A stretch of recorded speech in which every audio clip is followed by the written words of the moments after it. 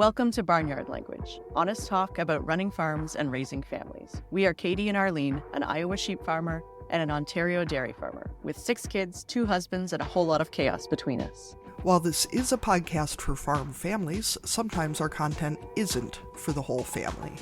So kick off your boots, reheat your coffee, and join us for some Barnyard Language.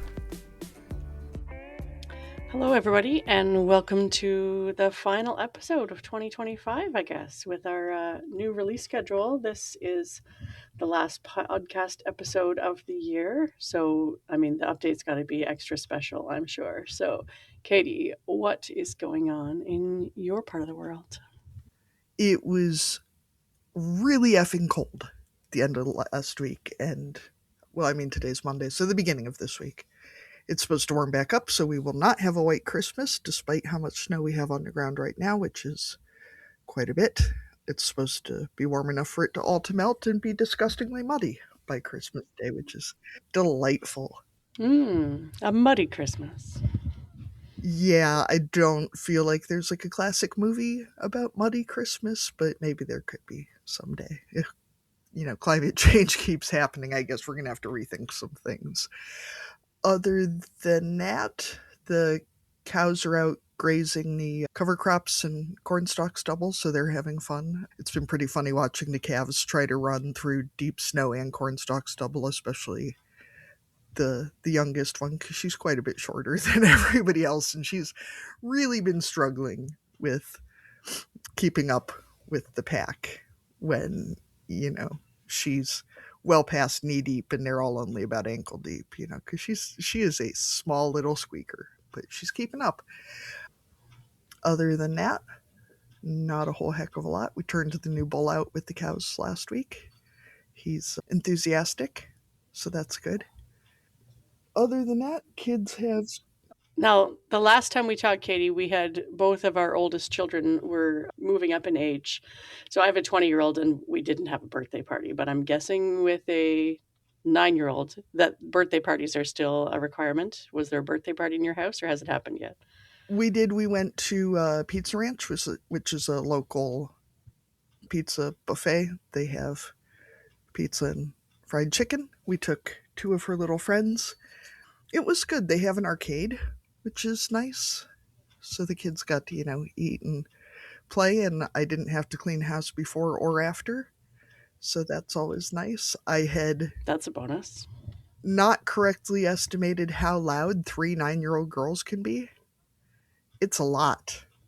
And if you add 1 7-year-old boy in there, it's even more a lot. Right, because then they have to yell at him, I'm guessing. Yeah. A lot of yelling. But everybody had fun. And we had a party at Grandpa and Grandma's yesterday, so it's one of those things that between, the school party, the friend party, the fact that the girl child's best friend's birthday is the day before the girl child, 2 days before. So she had the best friend's birthday party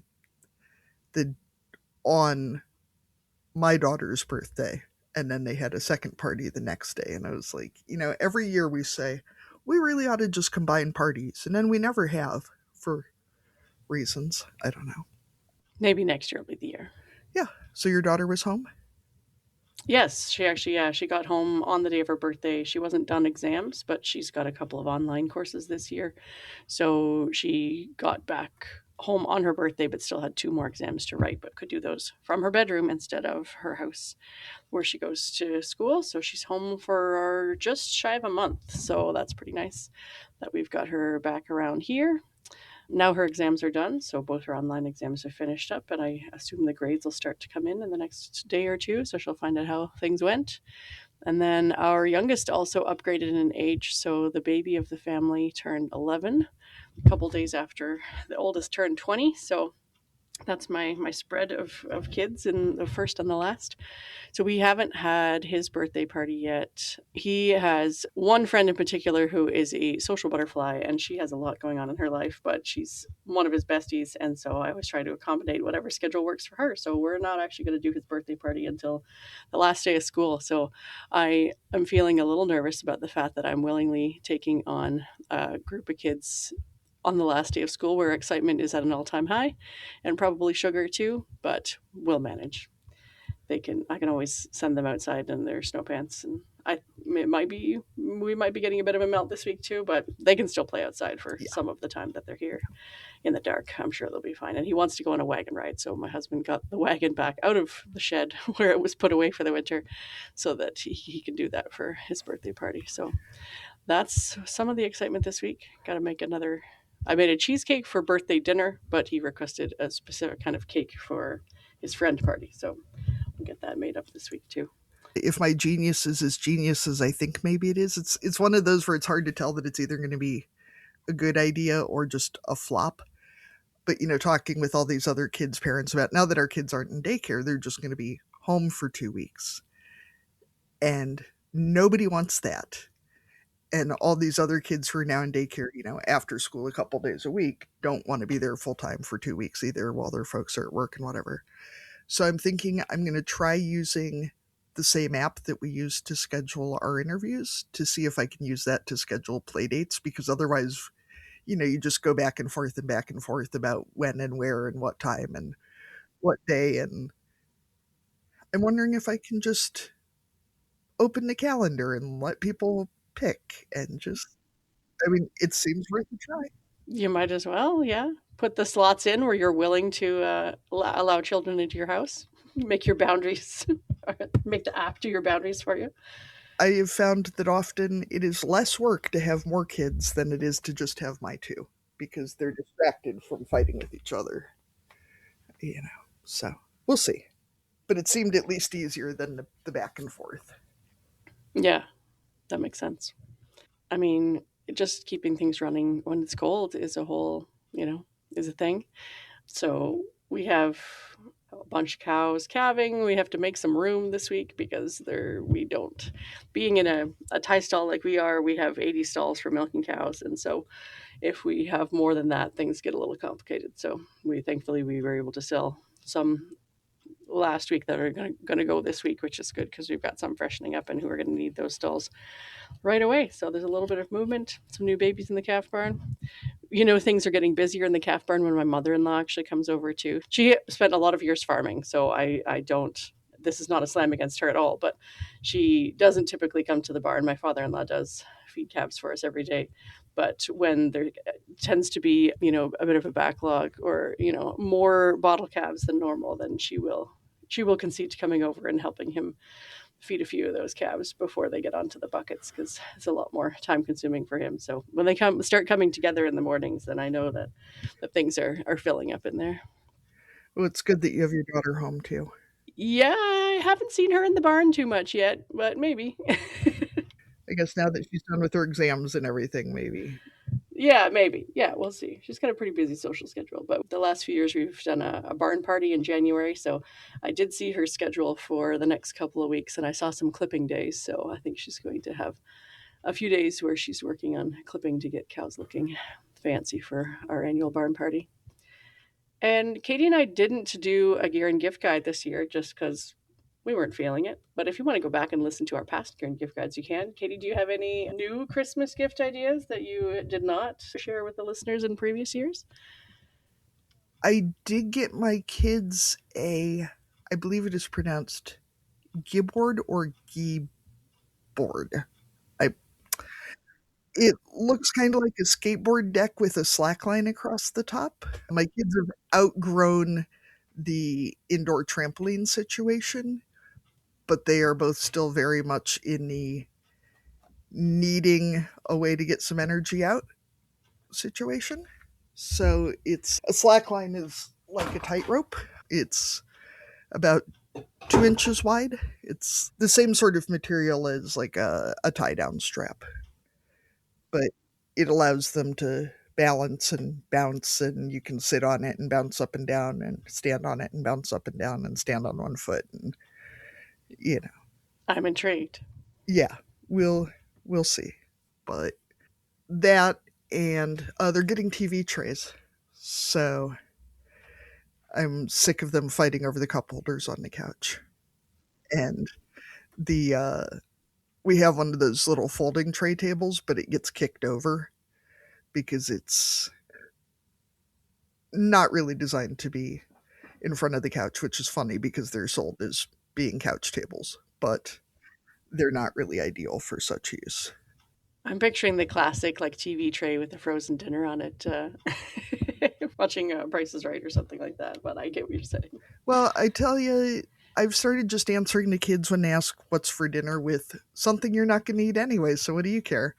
Because they're both going through one of those only eating raw bagels with no butter kind of phases, which whatever. I'm not cooking 2 meals for everybody. So, especially cuz they're not going to eat whatever I make anyway. Yeah, exactly. Why cook a second one? And it's not like we're talking about bizarre stuff. It's like scalloped potatoes, ham balls. Like, yeah, it's not. Okay, as the Canadian, handballs is weird. I only learned about handballs like last year, and I'm still a little bit perplexed. Yeah, they're delicious though. I mean, it was solidly a more for me situation, but when they both refused spaghetti with meat sauce last week, that was the final straw. Like, you know what? No, we're not. We're not going there. They're both old enough that they're not going to starve. So, fine. They can figure it out. Anyway, yeah. Anything exciting and new on your gift list this week or this year? I would say my genius in terms of gift giving was reducing the number of people that I'm giving gifts to, which was not, I mean, it's not just a me decision, I suppose, but the side of the family where we still did do gifts, we actually had a discussion about whether we wanted to continue that or not, because it was, even as the kids were getting, especially as the kids were getting older, it was turning into more of a like, we just provide lists and people buy off the lists, which becomes less fun and spontaneous. I mean, it makes it easier for the buyer. I get that. But anyway, so we had a discussion and decided that we were going to spend time together and not buy presents. So my gift buying list got a whole lot shorter and I'm feeling a whole lot less stressed because of it. So I guess that was my genius. It's actually saying the thing out loud that I wanted to do, which was not buy any more presents. And other people were in agreement too. I mean, if other people had not been okay with that, then we would have carried on. But it seemed like everyone was on the same page, so that was nice. I am very much in a place of if I give you a gift, I don't really care if you reciprocate or not. And if I'm giving you a gift, it's because I found something that I thought you would really like. And if I don't find something I think you will really like, I'm not going to bother because you already have enough stuff. And by you, I mean, And it doesn't have to be at Christmas time either. yeah, everyone. The one other thing we are doing is I have 2 friends that we do stockings with every year because all 3 of us are moms. And as a mom, the stocking situation for ourselves is not always super impressive. So I do tend to fill my own stocking at home, but it's nice to, the 3 of us swap little stocking stuffer kind of gifts. We have a spending limit, and it's kind of fun to see, what you can do inside a $25 budget, and then nobody feels like, somebody got them something really expensive and they got a $5 thing for the other person, or, we all agree on a budget and we all open our little stockings together, and it's just a fun little way to do things. Yeah, that's neat. All right, why don't we go ahead and introduce our last guest of 2025? And thank you, listeners, for hanging out with us again this year, and we'll see you in 2026. Our goal as podcasters is to create a program that makes you feel less alone as a farming, ranching, or homesteading parent, but we can't do it alone. Supporting Barnyard Language on Patreon helps us cover production costs and ensures the future of the show, but you'll also gain access to exclusive perks and behind-the-scenes content. Your support enables us to continue bringing you the thought-provoking conversations and inspiring stories week after week. So if you find value in what we're doing and want to be part of the Barnyard community, head over to patreon.com/Barnyard Language and choose a tier that suits you. Today, we are excited to be talking to Candice Bernard, who is joining us from Arizona. And Candice, we always start with this same question, and this is your intro to our listeners. So we always ask our guests, what are you growing? So our farmers usually tell us about crops and livestock, but they also tell us about kids and businesses and all kinds of other stuff. So Candice, what are you growing? Okay, great. Well, nice to meet you both. We grow a variety of things. Right now on the farm, currently, we're growing alfalfa and grass hays. So we are a farm, ranch, and feedlot. So there's a lot going on around here. We raise American Wagyu cattle on the ranch, and then at the feedlot, we also custom feed other customers' cattle. So there's a lot happening around here. We grow kids. We've got three little kids, Hayden, Hannah, and Ethan. Hayden and Hannah are adopted, and Ethan's our biological son. Hayden's 15, Hannah's 13, and Ethan is 5. We've got Whitebarn hay and cattle, which encompasses the feedlot, the farm, the cattle part. And then we've started Whitebarn beef, which is our direct to consumer beef business that we have with our American Wagyu cattle. Spiritually, we grow. My husband is also the preacher of our local church. So he's preaching every Sunday morning. I do a girls' class for middle school, high school girls. We do teens Bible study Tuesday night. Jason leads a men's Bible study Wednesday night. So we're just all over the map doing all sorts of stuff. A lot of growing of different things. When it comes to crops, Katie and I are obviously both from more northern climates than you are. I have only been to Arizona once, but it's obviously a lot drier too than where I'm used to. So anything you grow, is it irrigated? Everything's irrigated, yes. So we're down here in the southeastern corner of Arizona, right by New Mexico, right on the line, 60 miles north of Old Mexico. Everything's irrigated.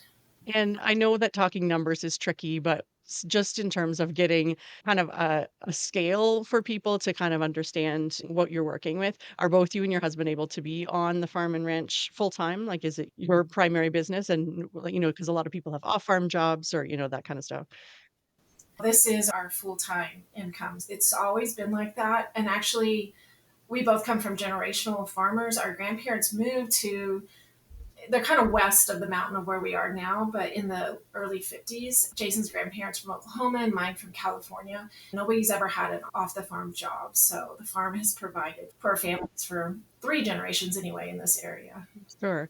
And are your fields able to provide most of the feed that you need for the animals that you're raising, or are you also buying in feed from other places? We buy in a little bit, just depending, especially how many cattle we actually end up with the feedlot, because we don't know year in and year out. But yeah, and we also sell a little bit of the alfalfa hay, especially that first cut, that premium cut.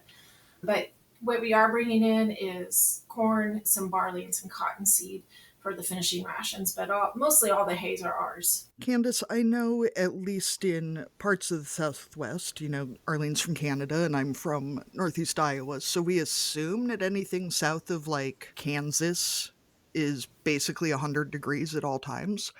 But I have the feeling that that is maybe not true. And I know certainly based on elevation, there are places that even get snow much further south than you might anticipate. So I'm wondering what your temperature swing is like season to season. So we sit about 4,200 feet for elevation. Most people, when they think of Arizona, they think of Phoenix or Tucson. And we sit about 10 degrees cooler than Tucson. So, in the summers, we'll hang out around that 100-degree mark, but really hot, it's 105 to 110. We'll have a few days of that, but it'll back off. September, October are really tough months for the cattle that we're getting in, especially from the feedlot, these weaned calves. Because, like right now, the morning, probably about 57. And then last week, the highs were like 90. So that big swing is really hard on the fresh weaned cattle. But we will get snow down here, but then also like 4 hours north of here up in the White Mountains, kind of the Mogollon Rim, they get lots of snow. There's some ski resorts and stuff up there. So their highs in the summer, 85 is pretty hot for them during the summer. So Arizona is so diverse from the northern part to the southern part and in between. It's not all Phoenix, thankfully, with that heat.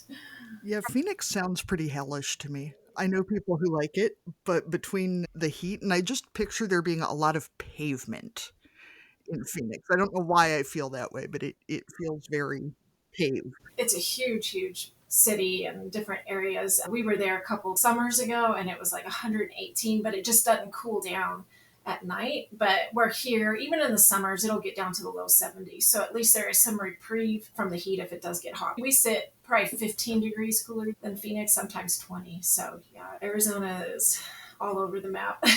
I feel like I've heard a lot about the traffic in Phoenix, and Tucson being really bad, and I hate being stuck in traffic, and the idea of being stuck in traffic when it's hot, like, even in an air-conditioned vehicle, the idea is just, like, major stabby.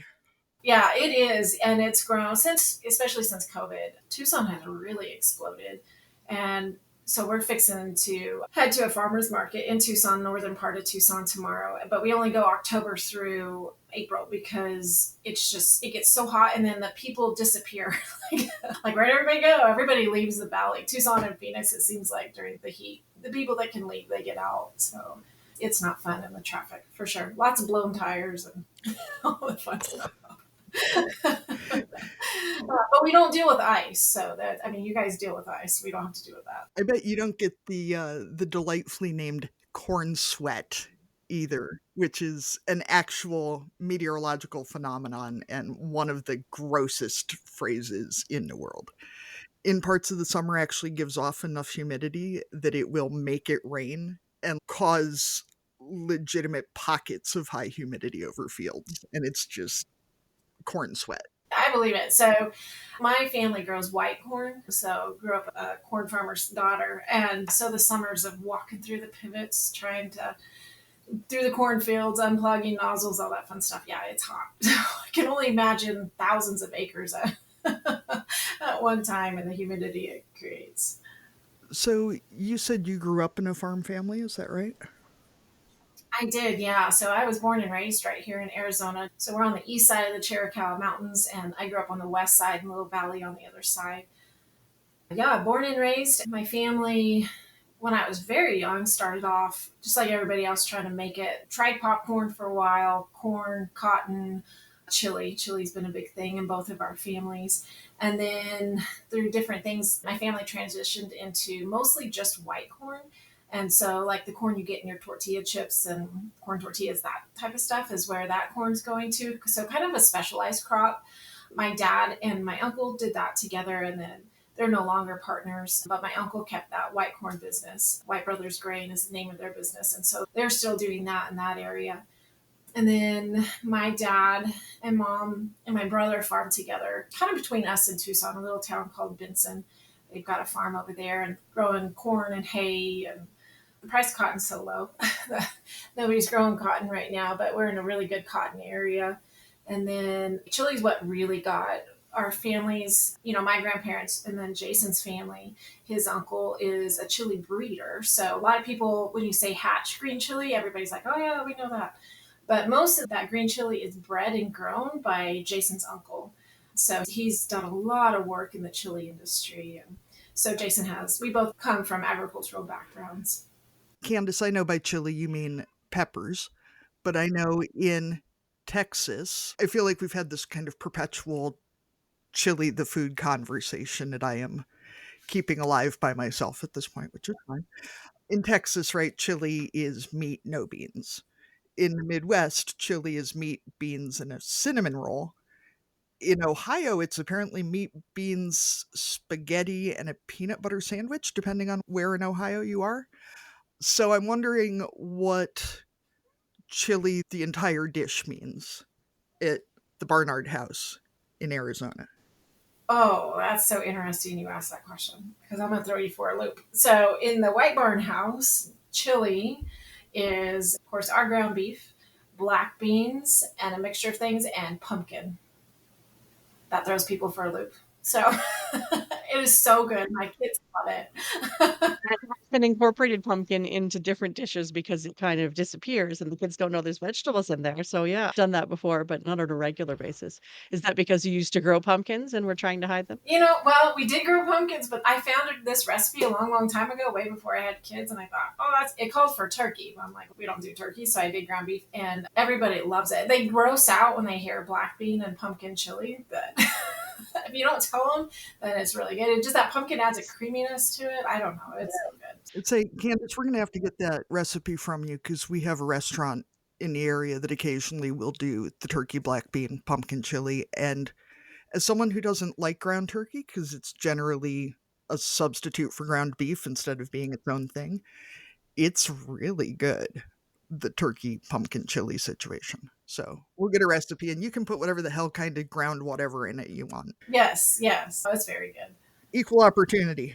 When it comes to the background of your farm that you and your husband started, were you always raising cattle, or how did you guys start? If you were both coming from chili farms, going into livestock is a big jump. So how did you guys create your own place? Yeah. So we got married in 2004, and Jason was already farming. He was farming pumpkins and green chili, kind of row water. So kind of old school. He had an opportunity. His granddad's neighbor wanted to lease his farm, and his granddad did not want to take on anymore. So he called Jason and said, "Hey, you want to come farm?" And that was always Jason's goal. He grew up in Texas, so his goal was always to get out to Arizona and farm. So that was his story, and that he came out in 2002, and we were married in 2004. Did that for a while, and then at the end of 2008, his grandfather sold his farm to the power plant, which is the neighbor that creates electricity. And they wanted the water. They didn't want the land, but they wanted the water for the power plant. And so we had just gotten into hay, which is really expensive when you first get in for all the equipment, and then planting, it's just several years before you kind of get your money back. And so we lost it all that first year. So that was hard. So that was the end of 2008, 2009. We could not find any land to lease at all. Like nobody had any farmland to lease. And my dad said, well, he's like, I've really been wanting to get in hay. Why don't you come down here and we'll partner on hay? And then we still grew some chili and stuff on our little farm lease because that hadn't sold, but it wasn't enough for us to survive. So we did that. My parents lived about 30 miles south of where we were at currently. And we did that for 2 years. That 2009 was strictly with my dad, kind of a partnership with hay. 2010, we were able to lease another farm and had a really good chili year. Chili's a really high risk crop. So when it's good, it's amazing. And when it's bad, it's really bad. It's really hard. But we thankfully had a really good year. And then we were still just looking for places to buy. That particular farm was for sale, but we just weren't in love with it, mostly because of different water issues in that valley. But we had our eye on the farm that we're currently at. Really small. It had been on the market for a pretty high price, and then it had come off the market and came back on. And so we thought, well, I think we can make a run at it. We did. The bank wasn't super happy with us. They kind of wanted us to stay where we were at because that farm was working well for us. But we're like, no, we don't think that's where we need to be. And then the current farm we had, it had a set of working pens, cattle scales, chute, and then all the pivots were already fenced and ready for cattle. They were trying to just raise grass and grow cattle, which doesn't work either financially out here. Too expensive to pump that water. So anyway, the bank said, yeah, go ahead if you can make it work. So we got this place bought in 2011. And what we were doing was, our cattle wise was in the fall, we would buy the calves to graze like the corn, the chili, the pumpkin, kind of the crop residues. And then we'd plant some winter grass. And then in the spring, we'd sell them. And then we'd get back to farming again. We had some really good chili years. And then we had some devastating chili years where disease came in and wiped it out. And then labor just got crazy expensive. And it's like, this is not worth the risk anymore. It had kind of set us back financially, just a couple bad years of chili. So one day Jason's like, let's start building feed pens. And so we did. And then the neighbors came over and they're like, can you feed our cattle? So it just kind of grew from there. And then we stopped completely growing chili and we just really shifted totally into hay. If corn prices are super high, we'll grow our corn ourselves and chop it. But right now, corn prices are so low, it just makes more sense to buy it from local neighbors and stuff that are growing it and rolling it for us. And then now, like, we have cattle year round. So before it was just kind of a winter thing, and now it's a full-time thing. And really, really the operation revolves around the cattle, and the farming supports the cattle, versus before it revolved around the farming and the cattle were just kind of an extra. I find it interesting, Candice, no matter who we talk to and where they're from, we farm so differently and we farm such different things in such different places, but there are universal things like, no matter how good your relationship is with your in-laws, there's still moments where you're just like, who are you people? And I've not in 5 seasons heard anyone be like, that's pretty much the same every year. Like the market's always steady and the crop's always the same. And like, I have not heard a single person say I think even like through one season that things are consistent, unless you're like consistently god awful for a whole year, but nobody's ever been like, oh, it's the first Monday in March, we better do X, Y, and Z because that's what we do, like there's no quarterly reports or anything kind of, I put it in the calendar. Yeah, Jason always says I make plans so we can change them. You walk out the door and everything changes, right? That's just part of agriculture. That's right. And plan B and plan C all the way down the alphabet. So when it comes to marketing beef, you guys are marketing just the Wagyu that you guys raise, is that correct? And what are some of the ways that you're marketing your beef? Mostly it's just through social media.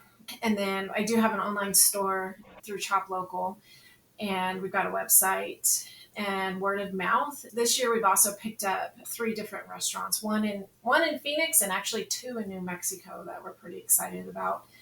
But yeah, I could probably use a marketing team, but it's just me. You were saying, though you go to farmers markets. How many markets and how many times a week or month are you on the road? Because that is a big part of marketing, is being in front of people and having it. It is, yeah. I go to Sierra Vista, it's a good sized town, but it's not Phoenix or Tucson, kind of a military town. And it's about 2 hours from me, and we're going 3 times a month, and it's on a Thursday. So we just did that yesterday.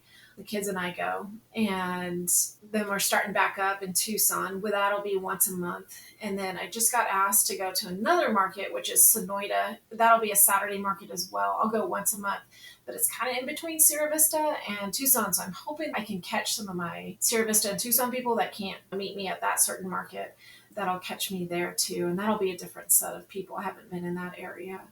So marketing wise, farmers markets keeps me very busy. So I know, Candice, my aunt and uncle retired to Sierra Vista, retired from the military, and seems like it's a real nice community. So I was looking at your Chop Local listing earlier, and I took a little screenshot here. So first, who does your photography for that? Do you do that?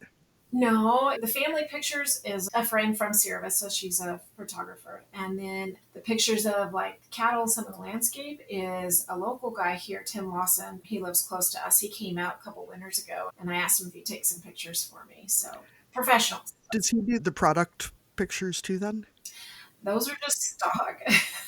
Now I feel better. They're really good. I was very, very hungry even looking at those pictures. And then I was thinking about how gross it is as someone who has direct marketed meat. The problem with selling raw meat is that there's not a good way to like display it at farmers markets, because you can't, with vegetables, flowers, whatever, you can make this beautiful display. And with raw meat, I guess you could, but it would be gross real quick. I'm really disappointed that we don't have better words to describe how attractive raw meat can look if you know what you're looking at, because having grown up working in restaurants, like, the word that always comes to my mind is sexy, but it feels real weird to refer to a slab of raw meat as being sexy because it's not really what I mean. But I saw one of your reviews here, and as someone who has gotten these, I can see your face there, Candice. It's a good one. I'm not like, I found the worst review on your website and I'm going to tell all of our listeners all about it. That's okay. That's all right. I love what customers come up with for reviews because some people are so strangely honest. And I love it so much when people are like kind of horrified by their own behavior because of how much they enjoyed what they got. So Thomas Brookins purchased 2 of the sampler deals in June of this year and said, had the hamburgers 1/3 pounds each on Wednesday, the same day I received my delivery. Best hamburger I have ever cooked. Sad to say, I ate 3 of them in one sitting. I have never done anything like that before. And then said the next Friday they grilled a couple ribeyes. I was enjoying the steak so much that the next thing I knew, I have eaten the whole steak. This was my first time ever buying meat like this, and I can't imagine getting my meats from the store again. I just love that customers say things like that because, like, from a producer standpoint, no amount of marketing that we can ever do is going to sell stuff the way that I ate 3 hamburgers in one sitting and I feel kind of gross about it, but also I'm going to brag about it on the internet. Nothing else is going to get you that. Person is probably going to tell all their friends about these hamburgers because they gorge themselves. Yeah. And I just like the force of causing people to admit that they ate 3 hamburgers in one sitting and they don't feel that bad about it. Or huge like, yeah. And no self-control. That truly is the best marketing, especially in Sierra Vista, because we're there so much and people just like, my neighbor told me, you have to come, you got to find Whitebarn, and it's very humbling because there's just a lot, there's options. People can buy their beef anywhere, but that they choose to come. And mostly I think they come to watch Hayden and Hannah because they really run the deal. I tell people I'm just a chauffeur. I back the trailer up and help them get set up and let them go. They've really taken off with that. But to be honest, I resisted the farmer's market for several years, just so very intimidated by it. Like, what kind of questions are you going to get? What are people going to, I don't know, are you going to be harassed? Because we don't do grass fed, we don't do organic, all those things that a lot of people think of when you show up at the farmer's market. But it's been so good for me, for my girls, for us as a family. But as for agriculture as a whole, like people want to see us, the farm families out there. They want to talk to them and they'll say, I read this on the internet, or, I heard this, and like, well, let me tell you what's really happening inside our industry and the truths or the lies of what they're hearing. So it's been fun. And there's less than 2% in the United States anyway that are producing food, whether it's produce or proteins or whatever, for the rest of the country. And so it's an opportunity, I feel like, for people when they go to the farmers markets is to connect to their food, to the people who's growing it, versus just walking in the grocery store, which grocery stores have their place. And I don't ever talk down any kind of produce or meat in our stores because that's not wrong either. And it's not bad. So Farmers are raising that food too, right? exactly. And that's where our beef went too, is it was into that mainstream. But yeah, it's just an opportunity to meet their farmers and ranchers face to face and connect back to where their food comes from. And so it's been fun. I've loved it. It's been challenging too, but it's been a very good experience. Even when it comes to those buzzwords that people think they want, right? Like the grass fed or the organic, even being able to have the conversation and explain why you aren't doing it that way, and not in a way that's like, and those people who are doing it are bad. It's just to be able to explain, these are the methods we use, this is why we do it, and then they can try it or not. But sometimes those words are just like, well, it seems like that's what I'm looking for. I don't really know why, but someone told me or the internet told me that I need to be buying organic. But if you can have a conversation with someone about the methods of production and explain that organic is this way and this is the way we do it, maybe they're also okay with not buying organic meat because now they understand that it doesn't mean that their cow is full of antibiotics or, like any of those types of things that they maybe assume is the opposite of what they're looking for. I think too, doing farmers market is such an education in being compassionate with people who are trying to do the right thing, but have a lot of voices that aren't farmers coming at them to tell them what the right thing is, while also holding a boundary with the level of bullshit that people can come up with. It's astounding, and trying to have the patience and the compassion for people while also saying, even if I don't believe in doing X, Y, and Z with my cattle, that doesn't mean that I think that that farmer who does it differently is a terrible monster. It means that this is what we do. And it's a lot like raising kids. That there's a million ways to do it, and there are some that are morally objectionable, but very, very, very few people. Yeah, but most of us are trying our best. I will say it's been close to 20 years, and I still think about a woman who came. I was working a friend's farmer's market stand selling free range eggs. And she said, well, are these eggs vegetarian? And I said, no, because they're free range. And she said, well, I buy, free range eggs and they're vegetarian. And I said, well, no bird that goes outside is going to be vegetarian because chickens will eat anything that fits in their mouths, including, mice, snakes, toads, whatever. I know what she was trying to say was, is it fed animal byproducts? But she just got so stuck on vegetarian that there was just no coming back to it. I think she honestly thought I was lying to her about whether they would eat mice and snakes. And I'm like, I'm trying not to gross her out, but also like, they're dinosaurs, lady. Like, there's no way to stop them from doing it. I don't know what to tell you, ma'am. So how old were your girls when they joined your family? They were newborns. Okay. And you said they're how old now? Hayden is 15 and Hannah is 13. We stopped doing farmers market in part because we had 2 babies and just the childcare was not working out. But it can be such a great education for kids. I mean, beyond the math and the physical part of setting up and the marketing, but just the dealing with humans is a really good education. Oh my goodness. Yeah. You touched on it though, Katie, when you talked about you have to learn how to have compassion for people and empathy, really. Like when we first started going, we only started farmers markets 2 years ago. So I feel like I'm kind of new in the farmers market game. But I just remember being overwhelmed about how scared people were about their food, like, no, we have a safe food supply, whether your fresh meats and your produce and all that stuff in the store. I was just like, oh my goodness, I didn't realize people were so scared about it. And so the conversations, but having empathy and not telling people, like, really, where'd you get that from? Not telling them they're stupid, but like, oh. But it's funny. Hayden, my 15-year-old, she's very much an introvert. And when we first started going, like, her body language was like, don't talk to me. I don't want to help you. And that's not what she was trying to put off, but she was just so insecure. And now people walk up and she's like, what cuts of meats can I get for you today? And they can tell the consumers what we do, how we raise our beef, and we always welcome anybody who wants to come out and see our operation. Like, we have nothing to hide. Come see us and come see what we're doing. But yeah, it's been phenomenal for these 2 girls. And then Ethan, like, he just doesn't know anything different, so he was 3 and he's just used to interacting with people. But watching those girls grow and their confidence of what we do and how we raise stuff and being proud of it and presenting it to people in a good product, the people love it.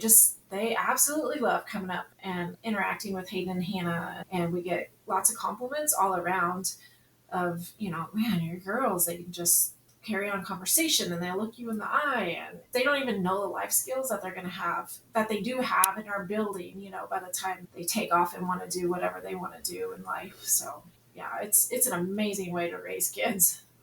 Well, and I think so many folks never question what they're being told because why would you wonder if somebody was telling you the whole truth? If you don't have any reason not to believe it, I guess why wouldn't you believe it? And I think teaching kids especially how to question, and not even whether people are lying to them, but how biased somebody might be and how to share different perspectives with people in a way that isn't, how are you this much of an idiot? Because it can be really tough some days to not be like, what is the matter with you? But I think too, customers love seeing kids at market because it really drives home, this is what I'm feeding my children. These are my children. Like, A, look, none of them has grown a third eyeball. And B, I wouldn't feed them something that I didn't think was safe and healthy. So you can trust that I'm not feeding your kids something that's not safe and healthy. Yeah, that's again back to connecting the average consumer back to the families that are producing their food, whether it's coming from the grocery store, because those are still families, or direct, at these farmers markets or direct to consumer. It's still families behind their food, and we're feeding our families this food. That's the part that kills me. Sorry, Arlene, I don't know what this is like in Canada, but the rhetoric around, corporate farms and even the numbers of corporate farms that are run by families. And people still get so up in arms about it. And I understand what they're trying to be up in arms about because we do have a lot of issues in the Midwest with confinement operations or large feeder operations that are owned by foreign investors. And it is it's a real problem. But our farm is in a corporation. Legally, we would fall under that. 99% of Iowa farms are corporate because legally we are. But, we're a long way from 100,000 acres of prime Iowa soil. Right. Yeah. Or big corporate America, right? I guess really technically we would too. Same with us. Yeah, we're incorporated, and my husband and I are the 2 shareholders. So there's the corporation right there. Yeah, there you go. Good point. I saw your helicopter when I visited, Arlene. It's okay. You don't need to lie to us. Yeah, for sure. Yeah, it's tucked behind the barn. So when we're talking about families, can you tell us and our listeners a bit about what the adoption process was like when you were building your family? So we got married in 2004, and we're not necessarily trying to have children, but not necessarily trying not to have children, and it just didn't happen. Then we were married for 5 years, and it's like, So we went and saw a doctor, an infertility doctor, and he just said, I have no idea. Like there was nothing physically wrong with either one of us, I'll say, to prevent pregnancy. It just wasn't happening. And so we did a few things with him, but I remember sitting in that waiting office, the waiting room in the office. And the first time we went, there wasn't many people. And then every time we went afterwards, it just like more and more people. And it was just, I don't know, it's just kind of chaotic. And I just remember sitting there thinking, and I just remembered the God speaking to me in my mind, in my heart. I just heard this question of, is this that important to you to have a biological child? And I was like, no, it's not. And so we went in to see the doctor, and he was super arrogant. I didn't really like him anyway. And he's like, well, if you want to get pregnant, I'll get you pregnant. And I just remember thinking, well, you don't know my God. Like, if that's not what he has for us, you're not going to change that. And so we walked out of there. Jason and I didn't say anything to each other. We didn't say anything to the doctor. Like, okay.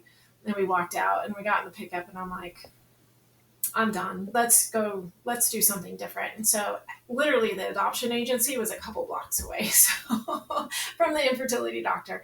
So we got started. It would have been January of 2010 with the classes and the process and the whole, it's a deal. You got to go through a lot of training and home study and all this stuff. And so by March, we were certified to adopt, and then you do a profile, picture, tell who you are.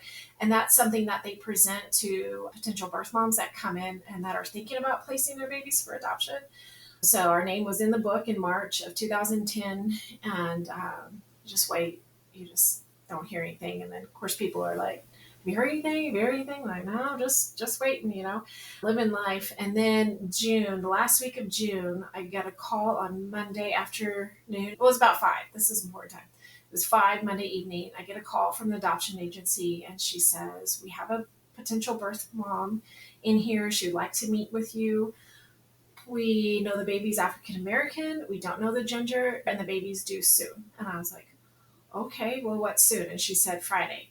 I'm like, okay. Or she said Saturday. I was like, oh, okay. So we made an appointment, and we met with, her name was Stephanie. We met with her Wednesday evening at 5. This is all in Tucson, so we had to drive to Tucson. We sat down with her, and she was from Ohio, very much a city girl. This was actually her second baby. And she wanted to talk about everything other than the baby, and she was very much into fashion, and she didn't even know how to drive, right? Like, so complete opposite of me. And we left, and I'm like, there's no way. She's not going to choose us. Like, we are just so different from what she's used to, our whole lifestyle is just completely opposite. So we left, and I got a call got a call Thursday at 5. I don't know why 5 is so important in this story, but everything happened at 5 p.m. Thursday at 5 p.m. and said, the birth mom chose you. They make them meet with at least 2 families. So she was meeting with a family after us. Yeah. Thursday at 5, get a call. Yep, she chose you. We're expecting the baby on Saturday. I get a call on Friday and said she's in the triage. Jason was baling hay, and he was trying to get things settled with one of our guys. And I'm like, we need to go. Because it's a good hour and a half, drive where we were living then. And he's like, we're fine. Babies take forever. So we got there an hour too late. So the baby was already born. She wanted us in there, which I was kind of shocked. So anyway, we got there an hour after Hayden was born, but she was born at Friday at 5. So Monday we got a call. So we had got a birth mom interested. We met with her Wednesday, and Thursday we knew for sure. And then Friday Hayden was born, and we were just thrown into parenthood. It was a whirlwind experience. Hayden's birth mom, we got to spend a little time with her in the hospital, and then she actually left before we did. And so she came into the room with the caseworker to say goodbye, and she actually named Hayden. And the caseworker asked Stephanie, Hayden's birth mom, do you want to hold Hayden and say goodbye to her? She's like, oh, I'll see her again. We haven't seen her since. We do have open adoptions with both girls, but probably a little more contact with Hannah's, but not with Hayden's. We don't know who her birth father is. We know very little bit about Stephanie. But it was almost like she was there visiting us and came to see us and left. It was like, okay, this is odd, but I don't know. We've never done this. You've never done this before either. So, Yeah. So, and then when Hayden was about 17 months old, I told Jason, I think let's go ahead and get recertified, get our name in the hat, because you have no idea how long it's going to take. And he's like, yeah, that's a good idea. So we did, I think we probably did that in November of 2011. And in December, we get an email. We said we've got a birth mom in Phoenix this time, and she's looking for birth families, but we can't find anybody interested. And we know it's going to be an African American, and we know it's going to be a girl. So we went to Phoenix this time, and we met with, it'd be Hannah's birth mom and her birth dad and her full brother. So she's got a brother that's 3 years older than her. We got to meet all three of them. Birth parents weren't married. This is their second child, and Hannah's birth mom has quite the story, but really because of the laws in Arizona at the time, you couldn't have an abortion past 15 weeks or 12. I can't remember what it was. Anyway, they've changed it since then, but she actually ended up in jail in a situation and found out she was pregnant and thought, well, I'll just have an abortion when I get out, and she couldn't because she was in there too long. And so by the time she got out, it was illegal for her to have an abortion. But so while she was in jail, she figured out, like, I'm not going to be able to have this abortion. I better start looking for something else. So she reached out to several adoption agencies. The agency we were working with was the only one that contacted her back. And so they chose us and, of course, another family to visit with. And then they made that decision together, both her birth parents. And then we met with them in January, and Hannah was born in February via C-section. So everything felt very controlled. And I think we had 3 weeks from the time we knew for sure they chose us to when Hannah was born, and it just felt like forever. And then we got to spend more time with Hannah's birth mom because she had a C-section, so she was in the hospital a bit longer. And it was a completely different experience there. As we visit, she held Hannah a lot. Her name is Crystal, and she held Hannah a lot. When it was time for her to sign paper, well, we signed the papers, and then she needed to sign papers. They asked us to leave while Crystal did that. Well, we had to take Hannah with us. And in the hospitals, you can't carry the babies. You got to put them in your cart and roll down the deal. And we left. And as we were walking out the door of her room, she was sobbing. It was just like, oh my goodness. So I can just still remember wheeling down Hannah in this cart down the long hospital hallway, and Jason and I not saying a word to each other because I'm like, this is awful. Like, I know, and just the prayer in our hearts is like, okay, Lord, we know this is right, and this is what you have planned for this child, but this feels awful. Like, she just really mourned, but that's just how much she just loved that baby. And that's what I tell them, like, your birth moms loved you so much. They chose life for you, and then they chose you to place you in the arms of a stranger, which just happened to be me and Jason. It was just like a 180 experience from Hayden to Hannah. So, but yeah, that was wild. So glad we did it. It's a lot. I think it's so interesting, Candice, because we went through infertility and started adoption classes and then promptly got pregnant quite unexpectedly. And our kids are 16 months apart, because sounds like kind of like with Hannah, that they said, it might take another 4 years, and they're 16 months apart. So, if you can math, clearly that was not an issue. But I know people, I assume, giving people the benefit of the doubt, that they are really trying to be comforting. But between the people who say, well, you can always adopt, like, A, it's not free, and there's not just like you pop down to the Walmart and get one off the shelf, like it's a thing. And the reverse of that is the people who say, well, it won't be your real child. Like, well, if I'm raising them and I'm paying for their groceries and I'm, making them a person, they are your real child, and and you can still grieve that you're not having biological children, even if you don't. I was surprised at how hurt I was about the idea of not having a biological child, when I would have said it didn't matter to me at all.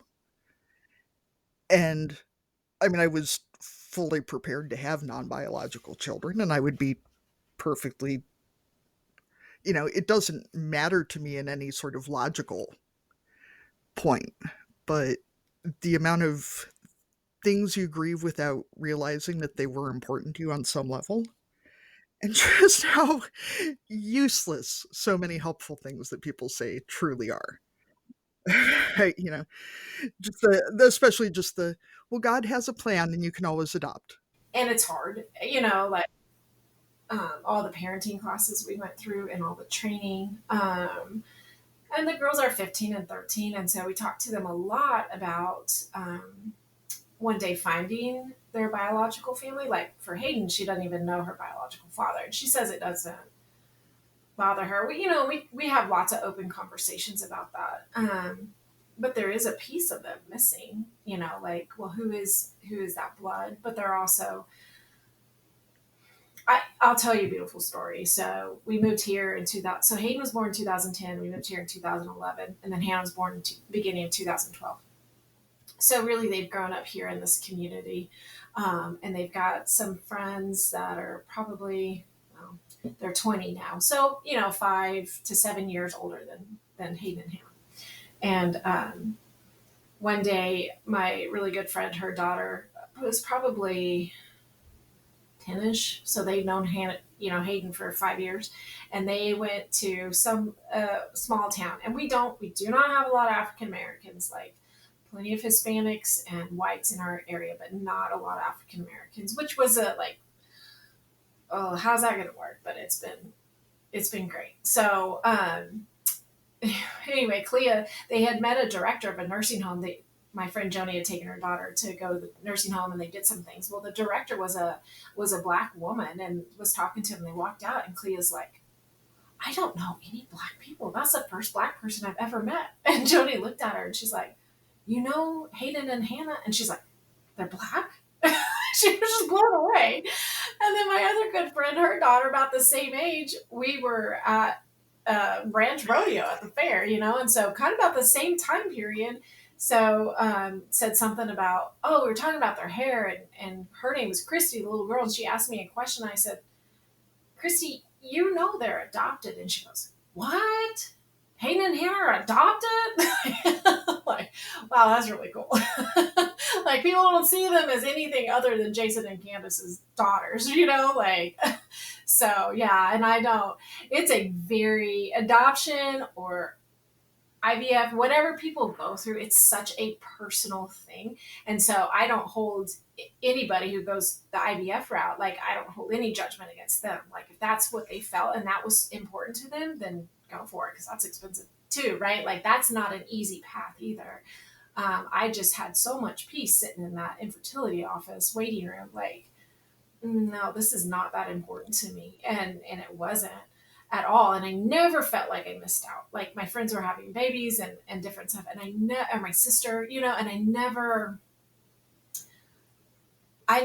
felt like I was missing out on anything because I didn't have a biological child.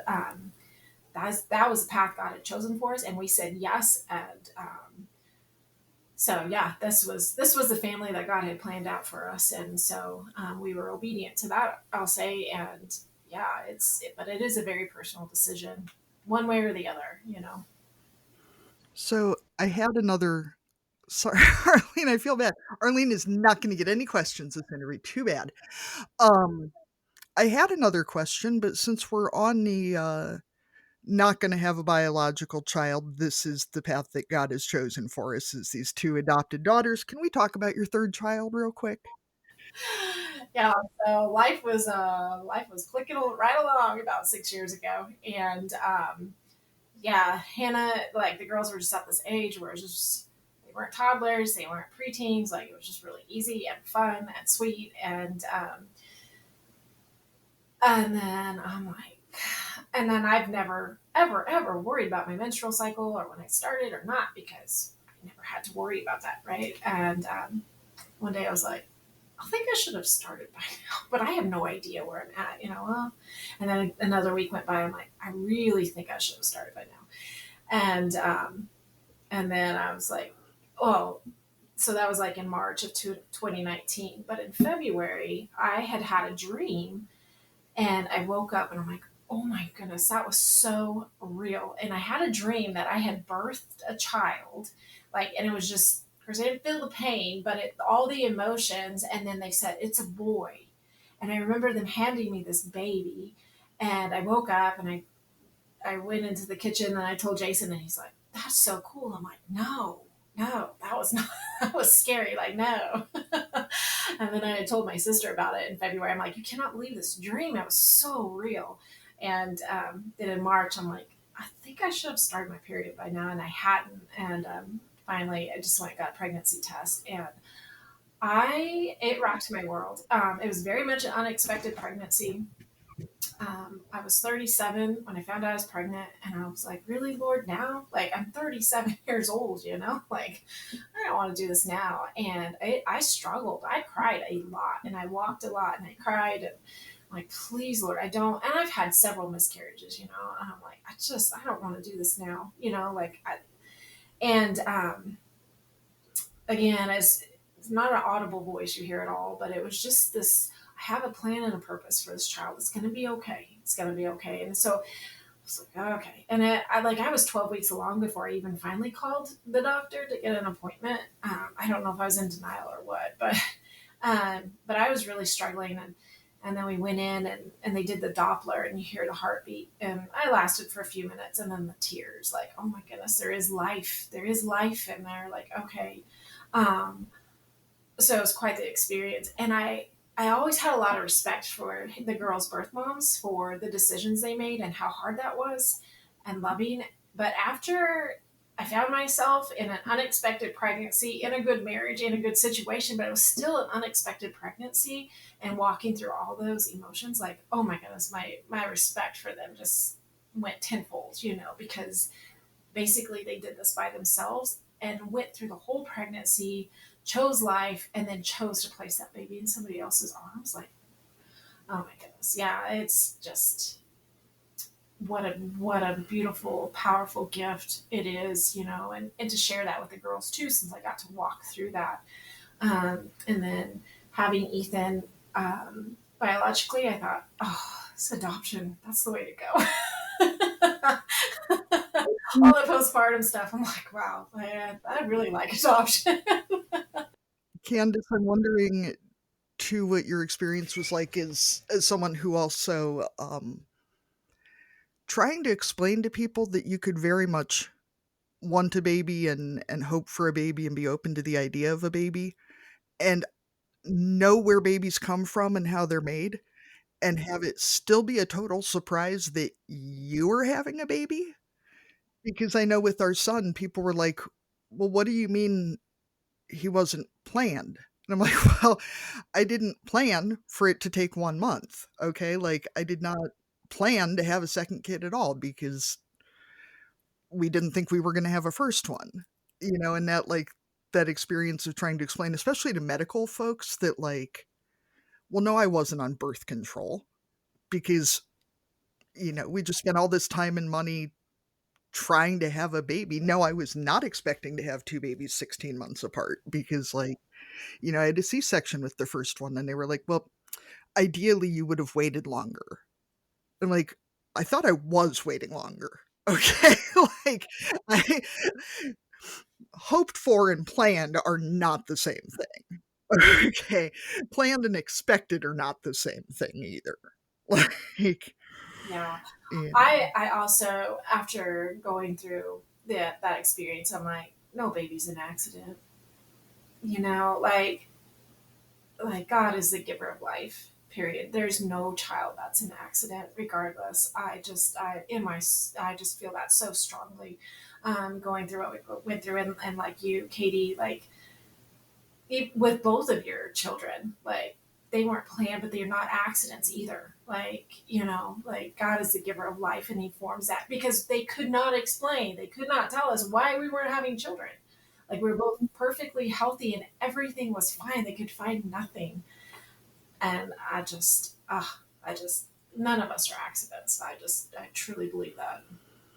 Yeah, it's strange to me because I am pro-choice, because I don't think that any of us should be making medical decisions this big for someone else. But babies are such a blessing. And, you know, in a supported world, I would like to think that nobody would ever need an abortion or want one. But what a miracle they are, you know. when they end up in a family that can do that and can, you know, it's kids are a shitload of work, and they're really expensive, and raising them is really hard, even if you have resources. And sometimes it's like, I prayed for this child, Lord. Like, why did I pray for this child? This is hard. But yeah, yeah. And I'll tell you too, like, um, so I'm pro-life, is the way that I see things, and the way we vote, let's just say. But after walking through that unexpected pregnancy and like the thought of abortion, I'm like, I understand. Like, I also understand why that gets thrown out there. Like, oh my goodness, because it's scary. Again, I'm 37. I'm in a good marriage. I'm not like, there's nothing bad about my situation, and it was very much an unexpected pregnancy and all those emotions and thoughts. And so, yes, so walking through that and seeing that other side too, like, again, it's that empathy piece too, right? That we talked about even at the farmers markets, and having that empathy as well for women in different situations and different choices that they do make. But yeah, I think if I were a political person, my platform would be to really support and champion those birth moms that do choose life when they can, and choose, if the situation is not for them to keep that baby, to place that baby in that mother's arms, because those are strong, powerful women that have incredible love. And so, yeah, that's my adoption story and my birth story too, right? As a birth mom as well, adopted mom and a birth mom, and walking both roads. Life is a powerful thing. So, and being a parent is not to be taken lightly. I mean, we've had a surrogate on the show who's done it twice now, right? And we've had adoptive parents, and I don't know if we've had anybody on who's given a child up for adoption outside of surrogacy. But it's been incredible to see the how varied and how similar the experiences are, from place to place. And Yeah. So on that note, we usually talk to guests about that first time of being a parent, right? Because it changes your life so profoundly, and yours obviously can change very quickly with not a lot of notice. So when you reflect on your first few weeks and months of being a mother, what do you remember about that time, or what kind of things surprised you? I'm going to tell you, a lot of times when you get married, they tell you, oh, now you'll know how selfish you are when you get married. I didn't really experience that. Jason and I had a pretty good marriage. But I'm going to tell you, when this baby came on within 24 hours, and life completely changed for me. I mean, I was out in the fields working with Jason, in and out, and then all of a sudden, like, I'm home. Like, I go nowhere, and you're not sleeping, and it's hard. And I thought, oh, I am very selfish. This is very hard, like, oh, wow, I am a very selfish person, which I knew, but then I just, having this newborn baby, it just really brought that out. Like, okay, to be a mother, you have to die to yourself in a lot of ways, especially to those newborns, because they're so demanding. They need you for everything. And I had no preparation at all. It was just like, here's a baby. Good luck. Yeah. All those parenting classes, and they still didn't prepare you for that, right? No, yeah, we did lots of parenting classes. So thinking about that question in the hospital with Hayden, it was real early, probably about 3 a.m, up, and had just fed her and was holding her. And I remember her looking up at me with her little tiny eyes, and looking back at her and thinking, man, I am a complete stranger to this baby. She doesn't know my heartbeat. She doesn't know my voice. Um, and I'm her mom, like, it was overwhelming. And, like, wow, just the whole idea of the love behind adoption, um, and taking a perfect stranger and saying, I choose you and I want to love you. And it just, also back to, who I am is a follower of Jesus. So everything goes back to that, and thinking about. I remember thinking I was 27 when she was born, like, oh, I get it, Lord, I get it, because I'm not Jewish. So as a believer, I'm adopted into God's family, like, and so it was that same kind of love, and it was that connection that morning, staring into her eyes of her looking at a perfect stranger, and her being a stranger to me too, right? I didn't know this baby either, and like, but this overwhelming love for this baby, for this child, and I was like, wow, this is powerful. This is what love is right here, is saying, I choose you and I take you. So yeah, that was the beginning of my motherhood, and it was, yeah. Candice, I feel like you just joined the relatively short list of guests who have made me cry, because thinking about, when my daughter was born, because, it was just, I mean, I was married, but it was just me and her so much, and that recognition that she knew who I was when she came out of my body, because she had heard my voice. She had been listening to my heartbeat. She had been, rocking around inside my stomach, and listening to your experience and how clear it is that it is the love that makes a parent, and it is the love that makes a family. And it, on some level, really does not matter how you end up in the same place. It really doesn't. It's because your children, all three of them, are just as connected to you. And I mean, ultimately, I'm pretty sure it hasn't made any difference to my daughter that she knew my voice before she was born. Like, I really don't feel like that's really changed anything, but just that the love and the connection is the part that makes it, and not the DNA. You talked a little bit about race already. Are there resources that you would recommend to other families who are experiencing either fostering or transracial adoption, or any of those, families who look different and come from different cultures from each other, but are a family? I don't know that we've necessarily plugged into any certain kind of resource. I mean, you do wonder, especially in these small rural communities, like, okay, how are people going to accept my children or our unique family? But like, we just haven't had any bad experiences at all. Um, and I don't know.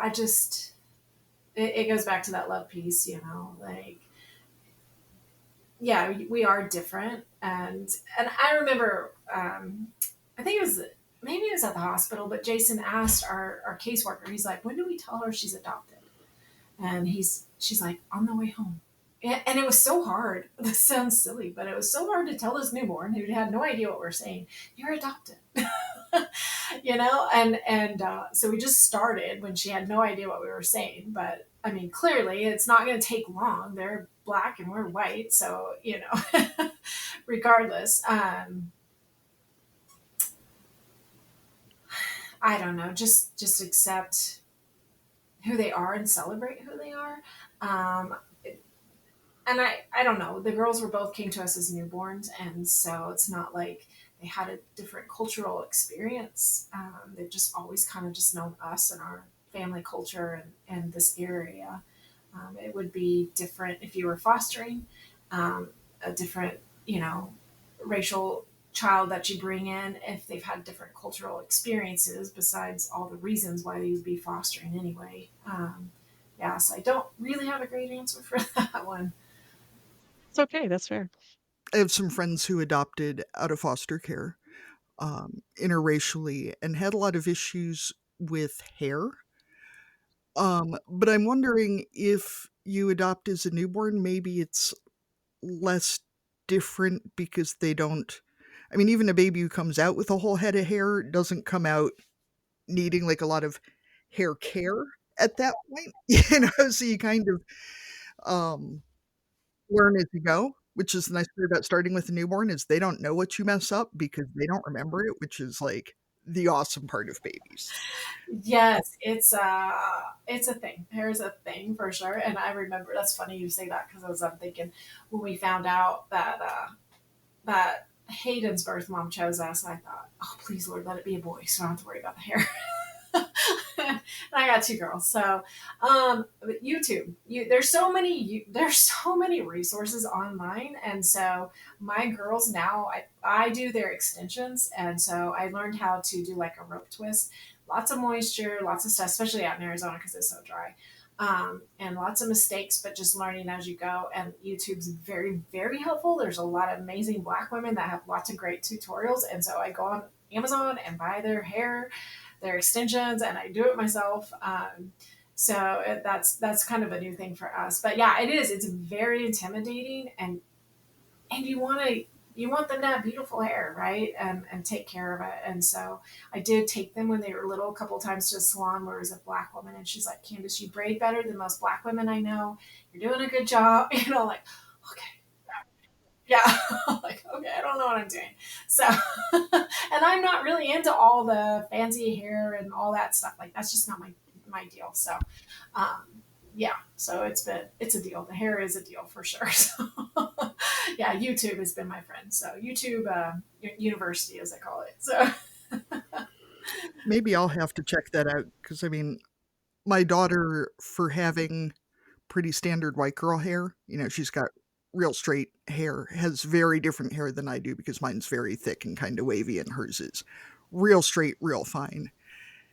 And for as much challenge as I have with that, I can't even imagine trying to deal with anything more complex. So maybe I should go on YouTube and see if I can find some help. Because she keeps asking why I don't know how to do hair. And I'm like, baby, look at my hair. Okay. Like, there's a reason it's short. There's a reason it's pulled up. None of those reasons involves being good with hair.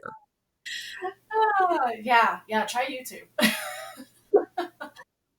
All right. So what led to your decision to homeschool? Oh, I remember we were married very long, and I told my husband, I think we should homeschool. And he looked at me and he said, absolutely not. I was like, okay. Like, he was like, very like, no. I'm like, oh, okay, we won't have that conversation. But as the time got closer, Hayden was 4. Mostly it's our location, and then, to schools. And then as we farm, like, we're not on any 9 to 5 schedule. Like, why do we want to be tied down by their 9 to 5 schedule? And then the schools are fine, but I just, I was like, we just felt that calling. And so we actually went to a homeschool conference that they had in Phoenix when it was 118 degrees outside and doesn't cool off. I think it cooled off to 110. Yeah, it was amazing. Yeah. So Phoenix in July, don't go. January is great. July is not. But we went to the homeschool conference, and they like, okay, well, we'll try pre-K, right? Like, we'll just dip our toe in and see what we think. And so we did pre-K, and then like, okay, that's pretty good. Let's try kindergarten. So then we tried kindergarten. Like, all right, everybody's good. We're surviving. Let's go on it. And so Hayden and Hannah are only 18 months apart, and Hannah, both girls are very smart, and Hannah is very, very smart. And so like she was reading at 3.5. And so I have just taught them together. So they're both sophomores in high school now. So yeah, and it kind of was like every year, like, okay, well, we'll just see how this year goes, and we'll make an adjustment if we need to. But homeschooling is not easy. It's like parenting.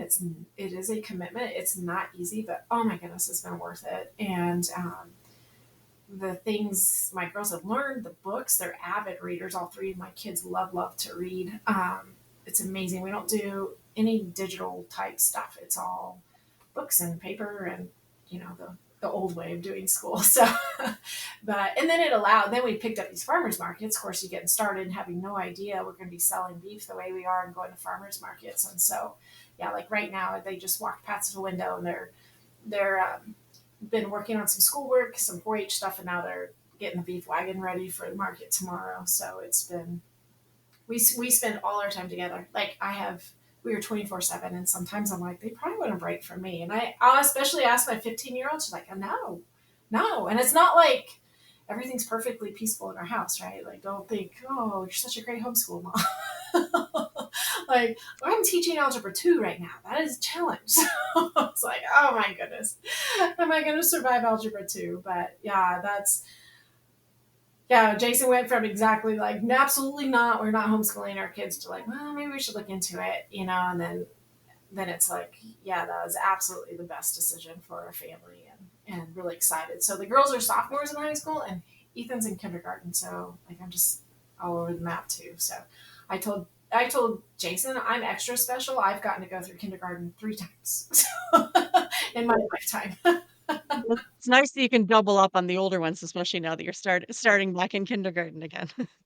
Yes, yeah. So, and that's uh, it probably the biggest challenge too with the farmers markets and with everything that the girls are doing, with their show animals, with the farm, with the business, is just like trying to make sure we get find time for school, because especially picking up that Sierra Vista market 3 times a month, because it's like 2 solid days, one day getting ready, one day you're gone all day, like. So even yesterday, I'm like, Ethan, we're taking your math. So we sat in the park when it kind of slowed down, because the girls can run the beef wagon and sell beef by themselves. So we went out to the park and sat down in the shade and worked on his math, so we could get some math work done, and then let him play. So I'm like, okay, just trying to figure out getting our flow in. I'm having a really hard time this year getting school going, but we're getting there. We're doing it. Yeah, and I'm sure going back to having a younger one who, you can't just say, "Work on this and let me know if you have any questions," versus, being there for every step of the way. Yes, yeah, exactly. So, what is your favorite thing about raising kids on the farm and having a connection to agriculture? Teaching our children that life is not about them, right? Like, the world is life does not revolve around them. Like with their show animals, like, you have to get up, you have to feed, you have to take care of them. With our beef customers, like, we got to show up. Like, people are depending on us to be there. Like, how do you serve? How do you help people? Um, yeah, I just, and then, we feed a lot of outside cattle too, and with the feedlot. And so watching that, and they help a little bit with that when they have time. But, like, these customers are depending on us to take care of these cattle, to keep them alive, these calves, and you don't get a day off, or something dies, right? You can't neglect them. Something dies. And so just because you don't feel like it. So yeah, I feel like the farm is so good at teaching kids that life is not about them, and that others, whether it's animals or people, like, they depend on them. And that's the other thing we tell the kids, like, we're a family. Like, we all have to contribute, and we all have to put in to make this family work, whether it's the family business, that's they're part of that too, or just as a family as a whole, like, how do we help each other? So yeah, that goes back to that not being selfish deal as a young mom, like, oh, life is dependent on me. Yeah, yeah, start teaching those lessons early. Now, before we jumped on, you and I were talking a little bit about showing, but what kind of animals are your girls involved in showing? So they have shown sheep. They got started in 21 with showing some lambs. My mother-in-law raises some show lambs. And then last year, Hannah decided, she's real little, she decided she was going to try a goat. And she had a lot of fun with that. So we've got 3 lambs and a goat that identifies as a sheep, is what we say. So that's their deal that they're doing. And then they just invested some of their money that they've made showing these animals and selling them at the county auctions, in buying a ram. And so this spring they're super excited to have some lambs out of some genetics that they chose out of the rams. So yeah, it's been fun for them, and they've grown, they've learned a lot. It's been a good thing, so we like it. All right. So, what is your biggest parenting struggle these days? Algebra 2. I'm not gonna lie, I feel like if that's your biggest struggle, like, you're doing a really great job because, I mean, you're not like, "Well, my kids are in and out of jail, I have to keep coming up with bail money, they keep stealing cars." Like, if Algebra 2 is the biggest problem, you're doing pretty good, which doesn't make it any better, really. Yeah, right. Unless you're in it. Yeah. Now, biggest parenting struggle. I mean, you can just say Algebra 2. That's you know. That's a great question. Yeah, yeah. Well, yeah. It depends on the moment. When we're in math class, it's algebra two. Man, I don't know. Last year was a rough year with Hannah. Just some decisions she was making as a 12-year-old. I don't know, that 12-year-old time period is challenging for them too, right? Like the brain and hormone. Oh, 11, 12-year-old girls is a whole vibe. yes, yes. And so, yeah, if you had interviewed me last year, like, well, let me tell you. So, thankfully, we have moved out of a lot of stuff, but um, personally, it's just me having the patience that I need, and that comes out as kindness towards them, even in my frustrations of teaching algebra two, or when you know, I don't know, when they're not getting along. We got two girls and a boy, and big age gap, and so it's not all we don't all hold hands and sing kumbaya all every day, So like we're a real life, real family. So probably the same challenges, struggles that everybody has when they have a 14 or 15, 13, and 5-year old, and different struggles, different day, different kids. So thankfully nothing major. We've worked through a lot of things. We got past that 12-year-old girl stage, and but yeah, I feel like we're in a pretty good spot right now. So yes, thank you, Katie, for the perspective that if algebra two is my biggest struggle, that things are good. I'll take that. Do you have any parenting advice that you've learned along the way or someone shared with you that you've held on to that you would want to share with someone else? I think probably that helps me the most, especially on the tough days, is that we're raising adults. That they're not always going to be kids. It's always going to be in this stage or this season, and that it does go quickly. I think I've enjoyed Ethan being young more than I ever did with the girls. Of course, I'm 10 years older too, so I'm an older mom now. Yeah, yeah, you have a greater perspective of time and like, oh, I'm not always going to have this 5-year-old, right? And there are difficult seasons, or I'm not always going to have this 15-year-old. And as Hayden's 15, right, I got 3 years, and she's 18, and she can, like, she's ready to go do her own thing. Like, oh my goodness, like it's almost not over with her, but our time, this special time, is almost gone. And so that perspective, and that we are raising children, we're raising adults, future adults, and what are we looking for, And so, what characteristics do I want? Like, I need to be focused on their character more than their behavior necessarily, because the character is what's going to stick with them. And I don't want just good behavior when I'm around. I want them to have that character to stick through it as they face trials as adults, of what they learned here, and what we've given them and grown, while they're here in our house. So yeah, that's a deep question. All right, so we ask all of our guests, if you were going to dominate a category at the county fair, what would it be? And categories can be real or made up to ensure that you win. Yeah, maybe round robin. Do you guys do round robin at your county fairs? So it's the kids who win showmanship in pigs, steers, sheep, and goat, and then also small stock. So this year the kids had to show turkeys, rabbits, chickens, something else. There was four. There's four small stock and four large animals, and so they take the whoever wins showmanship gets to show. And so there was 10 seniors and 10 juniors, and so they have to show all 8 species. It is so funny. And my daughter Hayden, she had a kid help her show how to turkey. Have you guys ever seen turkey show? They like flip them upside down. It's like this thing, and she did really good. I was like, wow. So yes, we dominate. We have never won all around round robin buckle. So yeah, that's what we dominate. So yeah, showing all species. I love to our county used to, I mean, we have different breeds of animals that we're showing. Our county used to do it, but haven't in a while because some of the sheep and goat clubs have kind of, like things come and go. in terms of numbers. So they haven't done it for a few years. But I just love, a kid who's really good at one thing and then trying to learn, even just going from like a dairy heifer to a beef calf, like it's such a different dynamic. They're like, how do I hold onto this stick? Like, what's this for? And then the other kids enjoying watching someone struggle a little bit and teaching each other. It's a huge learning opportunity. And yeah, it definitely is entertaining.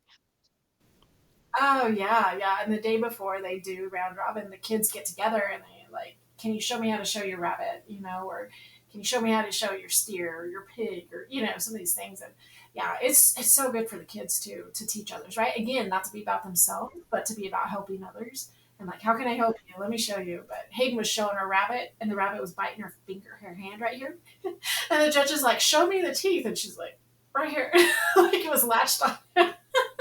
And I guess a couple of years ago they showed pigeons, but a pigeon got away. So they're like, we don't do anything that flies really well. So we will move into our cussing and discussing segment. If you are a listener and want to submit your pet peeve or something that you want to share with other listeners, you can go to our speak pipe or our email, and we can either play a voice memo or read it out for you. Katie, what are we discussing this week? I feel like I've really achieved a new level of laundry difficulty this week, like short only of show whites. Yes, Thursday. Yesterday? What day is it? What, I don't know. Whatever day it is today. Um, my husband comes in and there's something all down the front of his clothes. And he says, "Well," he goes, "Well, at least it's not hydraulic fluid this time." Turns out it was more than a full quart of motor oil that was soaked through his shirt, soaked through his pants, soaked through his underpants, and we're not throwing away chore clothes people, because it's not like I'm going to retire some good clothes to be chore clothes just because these chore clothes got real gross. But I also know better than certainly than to put these in the dryer at any point in the near future.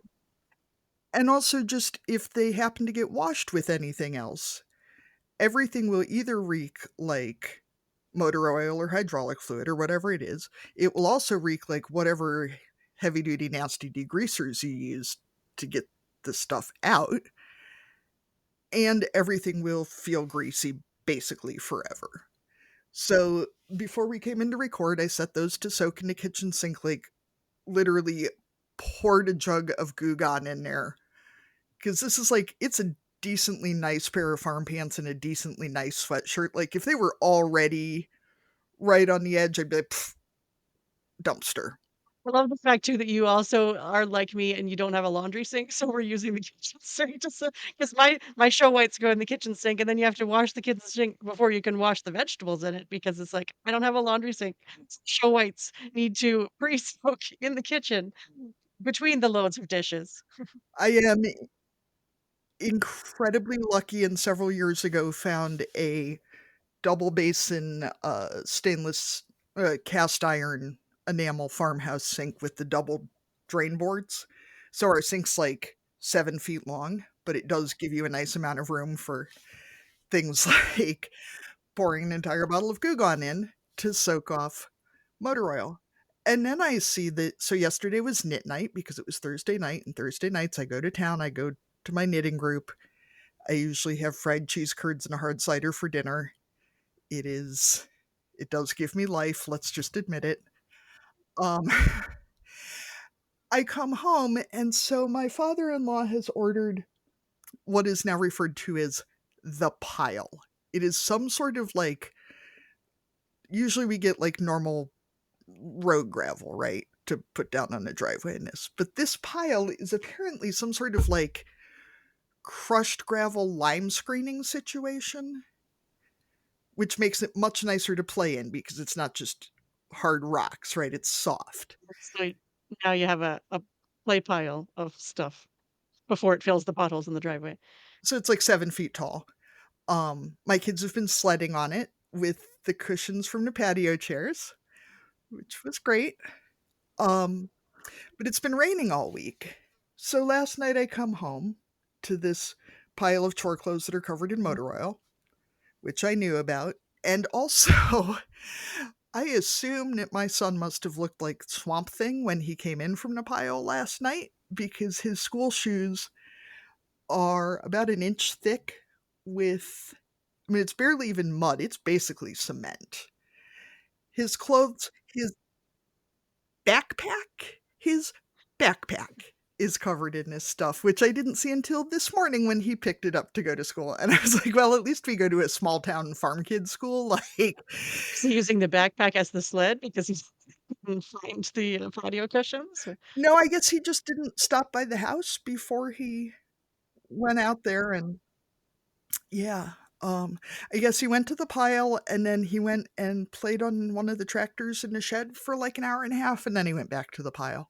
So he was out there in the rain, in the dark, playing in the pile, totally happy. He's 7.5, Candice. He is here for mud. So upside, he slept real well. He ate a really nice dinner. Downside, if anybody needs me, I'll be chiseling his shoes free. His shoes are also less than 2 months old and almost completely worn out on the bottom. And they're good shoes. Like, I don't, maybe I could get him shod like a horse. Just put like steel shoes on him. I don't know. Like, I don't know what else to do here. A lot fewer hand-me-downs from my boys to each other than there were from me. I have one daughter, but lots of cousins and nieces, nephews, all that kind of stuff. The girl stuff goes a whole lot further. The boy stuff is like, you could use this pile for chore clothes if you want to, or I'll just throw them right in the garbage because there's no knees left in anything. Boys are good at that too. Yeah, there is no non-chore clothes hand-me-down pile for either of my kids, really. Unless it's something that they literally wore once. My kids are pretty hard on stuff, and I don't really have the patience to deal that much with stains. Did it work? Or is it still soaking? It's still soaking. I'll maybe I can make a little reel for our Patreon, Arlene. I'm just curious, is that Goo Gone gonna get the oil out? It's the Pro Power Goo Gone, and I used real hot water, and then I dumped a bunch of Dawn dish soap in there. It's supposed to fix everything, right? You can take oil off a bird, like the commercials show us. Yeah, I mean, if Goo Gone and Dawn doesn't do it, they probably will go to the dumpster because I am not hand washing these forever. Yeah, and the smell, like trying to get diesel out of. Oh, yeah. Jim spilled diesel on himself recently, and those I think did just go in the trash because there's no getting that smell out. And I mean, I shouldn't joke about it since Iowa does have like the highest rate of new cancers in the country, but the smell of diesel in your bedroom just makes me feel like we're going to end up with some sort of weird nose cancer or something. Like, I don't know. That's not the romantic candle fragrance that you're looking for. I mean, I'd be down for a WD-40 scented candle, but not diesel. 4-pack of like farmhouse scented candles, silage. Hog shit, diesel, simple green, WD-40. And manure. Yeah. For us with livestock manure. Yeah. I know, I'll tell you. So we don't we're in a pretty bad drought. So this doesn't happen very often, but when it does rain, it used to smell so good. Like the smell off the desert, like the desert smells amazing when it rains. But now we've got literally over 4,000 head of cattle, and a lot of them are around my house, and I'm like, wow, it stinks. Like, it doesn't smell the same when it rains now. So, like, oh, yes, yeah. So, yeah, but we don't have to deal with rain that often, so I guess there's blessings to all things, right? Arlene, what do you have to cuss and discuss today? So ours is a ongoing strategy that we're trying to figure out in garbage disposal. So we do have garbage pickup. I know not all rural areas do, so consider ourselves lucky for that. and our teens usually remember to bring it out on garbage day. My husband will remind them the night before that, that's one of their jobs is. And now they moved our recycling and garbage to different days. So you have to remember twice a week. And whether it's paper recycling week or plastic recycling week, that's a whole other thing. But in our neighborhood, the crows really enjoy garbage.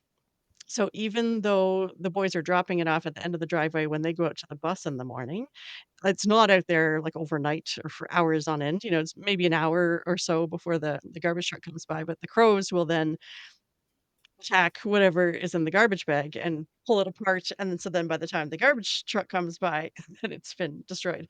So our current strategy is to have an old sheet that the boys also have to remember to bring the sheet out, kind of like gift wrap. I just don't know that there's anything good in there.